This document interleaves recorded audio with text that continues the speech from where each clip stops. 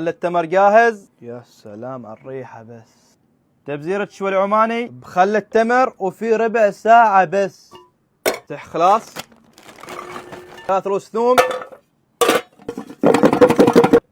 100 ثوم لومي يابس وملح. صب الماء الحار ونغطى عليه تقريبا ربع ساعة. ثم عتاوة جلجلان سنوت به وفلفل كوار حد ما تطلع ريحتهم ما بنحرقهم. الخلاط طحن يا مطحن. نزل راسين ثوم بحري ثم شلوا الخلطة. هذا صبار او تمر هندي، بودرة ليمون وهيل وبابريكا وكركم وبودرة ثوم. هذا اخر تخليط. قوام ثقيل شويه لكن بنزيده خل التمر. خلوها تبرد وتقدروا تحتفظوا فيها سنه كامله ما تخطر عندك ابدا. عشان تسوي التبزير العمانيه في اسرع وقت عليك بطلبات، وبالتحديد طلبات مارت او حتى البقالات الموجوده في طلبات يوصلوا لك اسرع سريع الين باب البيت، وكل اغراض الطبخه موجوده عندهم. بسم الله. يا الله خطيره جدا.